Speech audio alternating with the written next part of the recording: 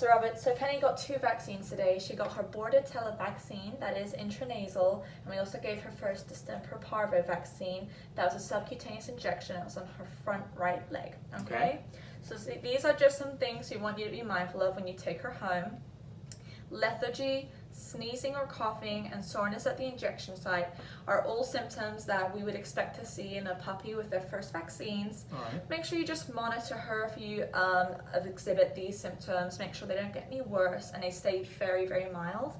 However, if you do see any of these more adverse reactions, persistent vomiting or diarrhea, facial swelling, hives, difficulty breathing, or she has some excessive lethargy, we do suggest that you bring her back. That would suggest that she's having a more adverse vaccine reaction to one of these vaccines.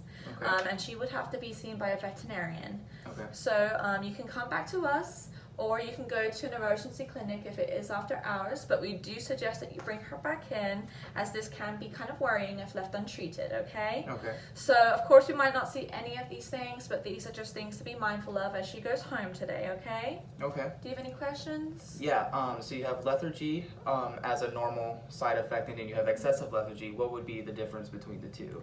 Okay, so if Penny's a little bit more sleepy today, maybe she doesn't want to play for the rest of the afternoon and wants to sleep off the rest of the day, Okay. that would be seen as just a mild lethargy.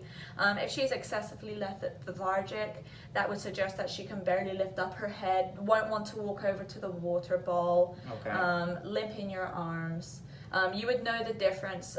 It's very dramatic between the two situations. Okay.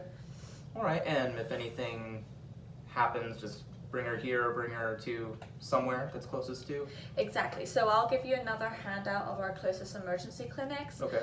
Bring her back here if we're still open. If not, you'll go to either of those locations instead. Okay. Well, that Okay. sounds good. All right, here you are. Thank you so much. Of course, and you give us a call if you have any other questions. Yeah, of course. Thank you for all the info. Yes, of